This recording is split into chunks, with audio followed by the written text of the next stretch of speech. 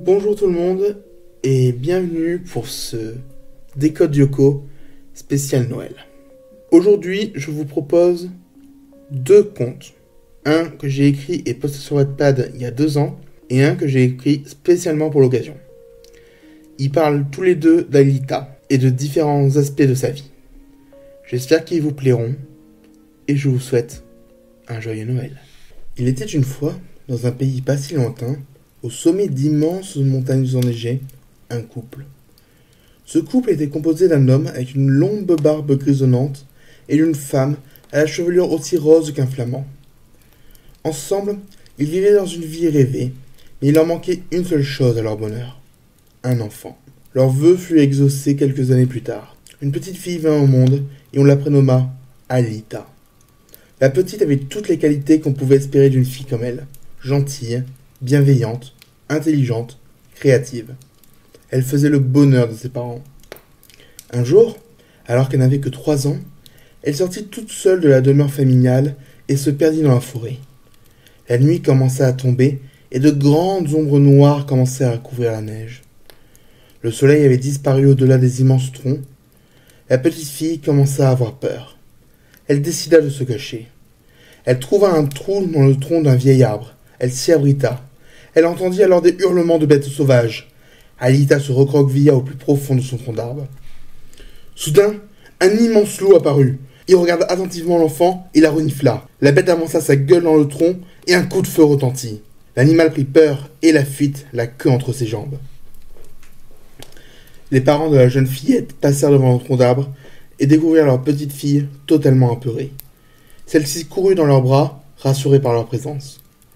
De retour dans leur chalet, son père lui expliqua qu'ils avaient eu peur pour leur princesse, et que comme pour une princesse, il fallait qu'elle reste dans sa tour le temps qu'elle devienne assez forte pour visiter de nouveaux territoires.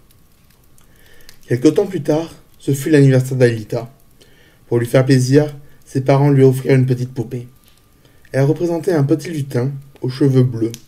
On l'appela Mr. Puck. Tout aurait pu être parfait jusqu'à un funeste jour. Alors qu'elle jouait dehors, une énorme carcasse métallique apparut. Des silhouettes noires se détachèrent de l'affreux véhicule et s'avancèrent vers les parents de la fillette. Son père tomba par terre et roula le long de la pente, totalement inconscient.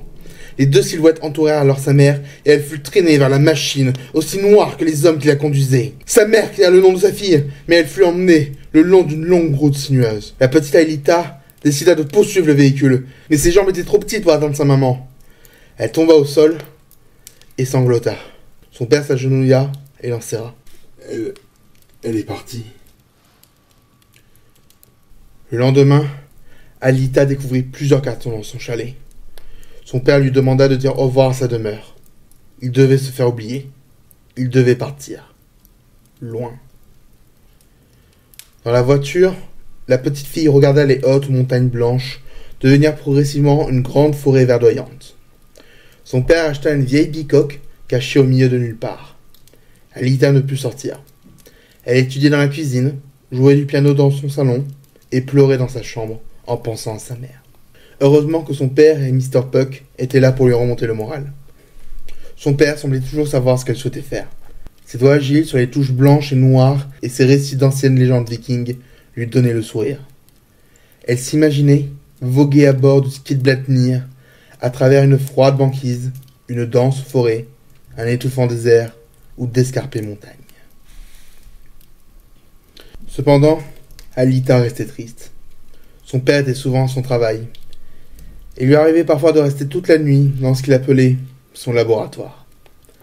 Elle ne savait pas pourquoi, mais elle le trouvait de plus en plus fatigué. Un jour, adossée à sa fenêtre, elle découvrit une voiture noire qui se garait devant chez elle. Le même véhicule qu'il y a une dizaine d'années. La même bête noire qui avait englouti une partie de sa famille.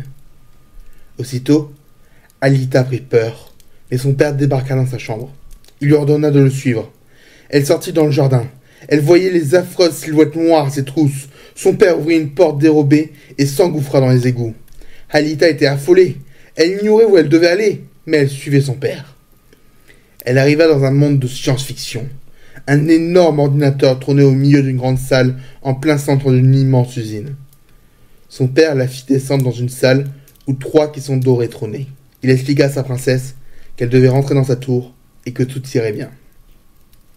Au même moment, dans une maison pas si loin de là, un petit garçon blond démonta le réveil de son père. Il ne le savait pas encore, mais il sera bientôt le héros qui sauvera Alita de sa captivité. Mais ça, c'est une autre histoire. Le feu crépitait dans la cheminée, mais l'allégresse était bien loin de remplir ce foyer abandonné. Seul le craquement des flammes se faisait entendre. Le silence se régnait et une silhouette était assise sur le fauteuil. Elle regardait tristement le feu. Il n'y avait qu'ici qu'elle se sentait bien. Chez elle. La sonnerie d'un téléphone retentit alors dans l'ermitage. La jeune fille se leva et vit l'image de sa meilleure amie sur l'écran. Elle décrocha. Alita, tout va bien? Tu es où? À l'ermitage. Que se passe-t-il? Jérémy te cherche. Il te demande de nouveau si tu veux venir avec lui pour Noël. Je ne sais pas. J'ai besoin de me retrouver ici. Tu veux qu'on te laisse seul? Oui, s'il vous plaît. Si tu as besoin, ta famille viendra te chercher demain matin. Tu as le temps de réfléchir. Merci, Yomi. Alita raccrocha et regarda la cheminée. Elle se sentait étrangement seule. Noël était une fête joyeuse, mais pas pour elle. Noël avait détruit sa famille. Jérémy, Odd, Yomi et même Ulrich allaient retourner dans leur demeure, mais pas elle. Une larme coula doucement sur sa joue. Elle n'avait qu'une envie, retrouver sa mère, son père, et pourquoi pas des frères ou des sœurs qui resteront inexistants. Elle commença à s'endormir pendant que la chaleur du feu se répandait en elle. La chaleur d'un foyer, c'est tout ce dont elle rêvait. Elle se réveilla quelques heures plus tard, alors que le feu s'était éteint et que le froid remplissait la pièce.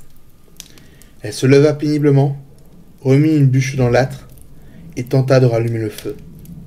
Lorsqu'elle se retourna, elle recula d'un coup. « Ah! Qu'est-ce que c'est ?» Une étrange sphère lumineuse lévitait au-dessus du fauteuil où elle était assise il y a à peine une minute. C'était à la fois étonnant, effrayant, mais aussi familier. Elle se rapprocha de la grosse boule lumineuse. Elle l'avait déjà vue.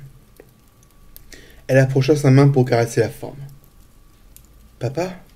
murmura-t-elle, tandis qu'elle appuyait sa main sur la sphère. Elle se retrouva alors instantanément dans un chalet. Un chalet qu'elle connaissait bien. Un chalet en Suisse. Le chalet de son enfance. Près de l'ancienne cheminée, Alita vit alors sa mère, Antea, et son père, Franz. Et entre les deux, une petite fille aux cheveux aussi roses que sa mère. Elle voulut s'approcher, mais une force mystérieuse l'en empêcha.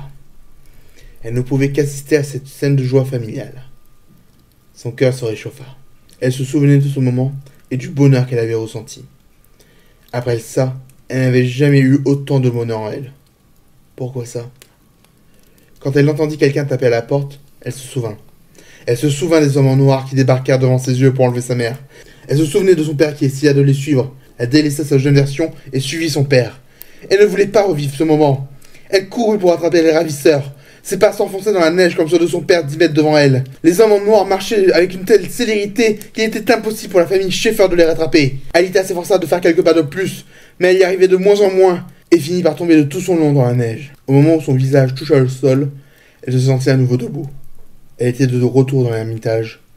Mais cette fois-ci, les murs étaient décorés de guirlandes, des boules habillaient un sapin dans le coin de la pièce, et diverses décorations rouges, vertes et blanches étaient disposées autour d'elle. La surprise te plaît? Alita se retourna et vit son père en train de dévoiler l'intérieur de la pièce à une version un peu plus âgée que la Alita qu'elle l'avait vue juste avant. La jeune fille traversa Alita et alla ouvrir le cadeau près du sapin. Notre Alita s'en détourna bien vite pour voir son père. Il avait le visage inquiet, mais il essayait de sourire pour sa fille. Le téléphone de la cuisine retentit et Franz alla y répondre. Alita, curieuse, le suivit. Elle n'entendait qu'une partie de la conversation. Oui, je sais. Laissez-moi un peu plus de temps. C'est Noël. Elle a perdu sa mère il y a 1 an. Laissez-moi être avec elle. Je vous en supplie. Encore quelques mois. Très bien. Merci. Il raccrocha alors qu'une petite larme apparaissait sur le coin de son œil. « Tout va bien, papa ?» demanda une petite voix fluette. « Très bien, Elita. Allons profiter de tes cadeaux. » Franz respira un bon coup, sécha sa larme et partit s'occuper de la jeune Elita. La grande essayait aussi de se retenir de pleurer. Son père avait sacrifié du temps et du travail pour être avec elle. Il aurait peut-être pu éviter d'être poursuivi lui aussi. S'il avait travaillé, il n'aurait pas dû s'enfuir et s'enfermer pendant des années sur Lyoko. Sa vie aurait pu être différente si ce jour-là il avait travaillé sur le projet Carthage. Elle s'en voulait terriblement et courut dans son ancienne chambre pour se calmer. Elle y trouva la sphère lumineuse. « C'est à cause de moi ? C'est à cause de moi que tout s'est mal passé ? Ma famille, elle est partie en vrille à cause de moi ?» La boule ne put répondre. On avait l'étrange impression qu'elle disait non. Alita ne le remarqua pas et demanda à revenir chez elle. La boule se mit alors à grandir énormément et aveugla Alita. Quand elle retrouva la vue, elle était dans une tour de Lyoko. « C'est pas vraiment ce à quoi je pensais quand je disais chez moi. » Elle entendit alors une voix familière. « Alita, je le sens, on y est presque. Ce soir, tu nous rejoins. La clé de la matérialisation, je l'ai. » « Tu es sûr, Jérémy ?» Alita se retourna et vit son double en train d'extraire les données de la tour. « Oui, il ne reste plus qu'à trianguler les données quantiques et de les injecter dans la tour où tu te trouves. Et hop, matérialisation. » C'est génial, Jérémy. J'ai tellement hâte. Dans 5, 4, 3, 2, 1, c'est parti. Alita ressentit une douce chaleur autour d'elle et se retrouva dans les scanners, nez à nez avec Odd, Ulrich et Yumi. « Est-ce que ça a marché ?» demanda Jérémy. « Désolé, Einstein, mais il n'y a personne ici. »« Quoi ?» Bon. Remontez. Alita se retourna et se souvint que cette fois-ci ils avaient échoué. Elle remonta par l'échelle car elle ne savait pas ce qui s'était passé de l'autre côté du supercalculateur ce jour-là. Jérémy était écroulé sur le clavier. Ulrich et Yumi lui caressaient le dos pour lui remonter le moral et Odd essayait de le faire. Une alarme venant d'un téléphone retentit alors et Jérémy, alors tristement, « Joyeux Noël. Désolé, Alita. »« Ne t'en fais pas, Jérémy. La prochaine fois sera la bonne. » « Mais j'ai travaillé toute la journée pour lui offrir ce cadeau. Pourquoi ça n'a pas marché ? » ?»« La prochaine fois, on y arrivera. C'est promis. » »« Merci, les amis, » fit Jérémy avant de bâiller. « Bon, je pense qu'il va être temps de rentrer. » La scène se brouilla devant les yeux d'Alita et elle se retrouva là où elle était, dans l'ermitage. « Jérémy a tant fait pour moi. Je suis vraiment désolé de ne pas avoir pu lui faire plaisir en me matérialisant. Tous ces efforts. Pour rien. Je ne suis vraiment bonne à rien. » Elle fondit en larmes et monta dans sa chambre, tandis que la sphère lumineuse s'effaçait petit à petit de son champ de vision. Elle s'effondra sur son matelas. Elle commença à détester Noël et toutes les déceptions qu'elle avait subies ou fait subir à son entourage lors de cette période.